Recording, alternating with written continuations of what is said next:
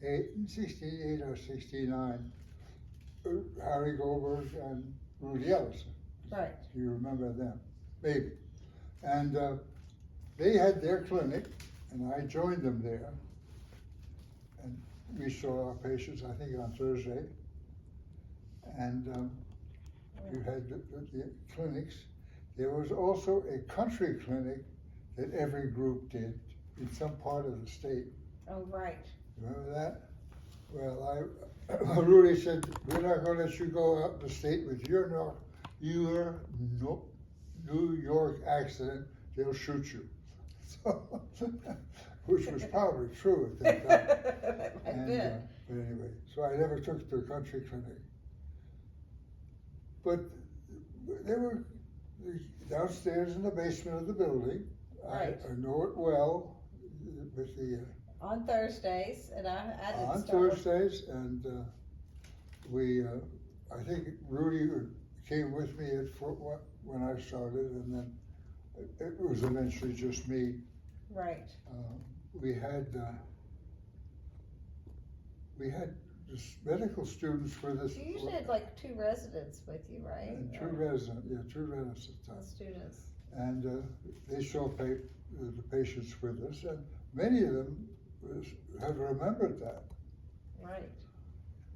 And I remember the layout of the clinic. I don't know if you remember, do you remember the girl who took care of the clinic? I hate to say that she was the janitor, but do you remember? I do remember who you're Pat. Oh, that's before her. I can't remember her, but I think I know who you're talking about. They named the clinic after her. That's right, and she passed away. Yeah, she was. And they had there's a plaque in the basement over there with her name on it. Yeah. I forgot about that. That is true. Yeah, she was well liked. I'd have to go. And her sister or cousin became one of our care coordinators, named Barbara Sprouse. So that's the layout. Of course, on the second floor, or the first floor, is the clinic building. Remember the pool, the swimming pool they had there? No, I don't remember that. And then 2 big wings of patients. Third floor, also patients.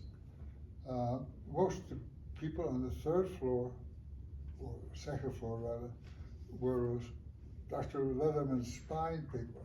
Did they live there at that time for a while? Did the patients live there when you were there? Well, we had the operating rooms on the first floor.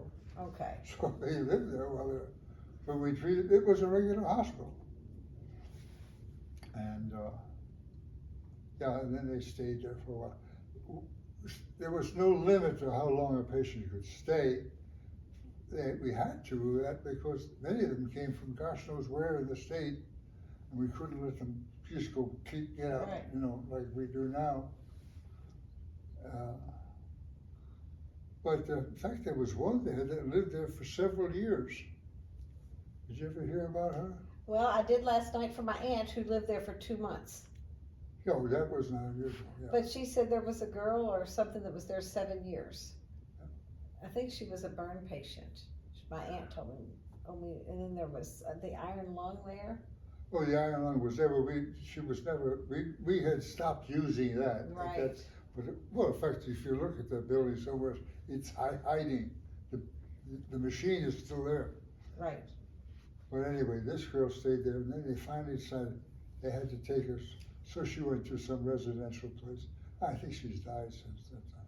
Right. I'm trying very hard to find what her medical condition was. It's one of these things that lasts forever. Okay. And 7 years there, it's a long time. Right. Yeah. Did you mostly treat children with cerebral palsy, or did you treat other kids? Oh no, everything there. The cerebral palsy became a sideline when I took care of UCP patients. I had a separate clinic. Right. It had nothing to do with it. Right. But you treated kids with all kinds of orthopedic things, anything. Yeah. Now, did you do the surgery there and then did it eventually leave there and go to the hospital? No. 2 big operating rooms right on the second floor, on the first floor. Okay. The one with a big window onto the parking lot, and then there was a smaller one. Yeah, we did the surgery right there. Right there. And then later on later on in like the 90s, did you go to Cosair Children's and do the surgeries downtown? Yes. When that hospital closed? Or Well, whatever? it closed. We had trouble with anesthesia. We had an anesthesiologist who thought that you could just do everything under ketamine. Oh. So we had children with long-term nightmares and all the things you have when you use it as an anesthetic. Okay. Never use it on an alcoholic. Oh my God. Don't ever do that. We didn't run into alcoholics at the clinic though.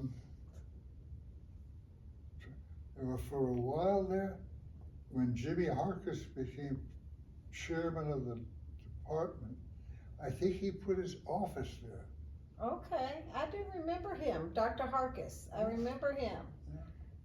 He was one of our commissioned doctors way early on, and I can't remember if when I started he was already gone or had. Yeah, but he finally moved his office to other places. But he had his office there, which was very useful because the residents were out there all the time. Yeah. It was just fun. Yeah, and then of course they closed the hospital, and we moved the clinic to where it is now, up on Whittington Parkway, and we still have it there. And still had it there. It was all right. Yeah, it works out well. But then by that time, Laura came, and with a partner. Right. And she also came with me, and did the same thing at my clinics, the UCP clinics. Right. As she should. She's the one who's trained. Right. She still comes. And the orthotist comes. I just sort of slid out quietly at Worthington Parkway. It was time to retire. It was time for me to, by that time I was getting really busy with total joints and sports. Right. Teams I was taking care of. You were taking care of Bellarmine, and I was for a while I was taking care of U of L. Right. I took care of the baseball team, all the teams, but primarily, of course, the basketball team. Right. And then the baseball. And then the bats, yes, I picked that up. As a matter of fact, I was doing that just 2 years ago. I still go down, but I finally decided after the basically when you code, it wipes out a whole layer of memory. And I decided that the world would be safer without me practicing medicine. So I retired. So, but I still go down. They ask me to come down all the time. But yeah, and I know you did take good care of Bellarmine too.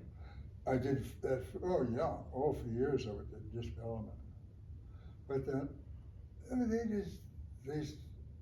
some of the medical people from Norton started coming too. Okay. Doing no orthopedics, but still the other one. So. But I'm out of that now too. Do you remember any particular nurses that you worked with at the commission, or? That's terrible. That's what really hurts. I can go to one of these, like Dr. Well, just last weekend. See, I can't remember his name. Oh. We had one that was there for a long time named Sydney. I don't know if you remember Oh, her. I mean, I can't remember names. Yeah. But I'll be doing something else and all of a sudden the name will come Well, up. that's me sometimes. It's really annoying. You can't remember names.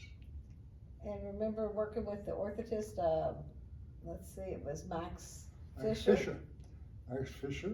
He used to help you a lot at the clinic. Oh, he did a lot, both my CP clinic and the commission clinic. Yeah.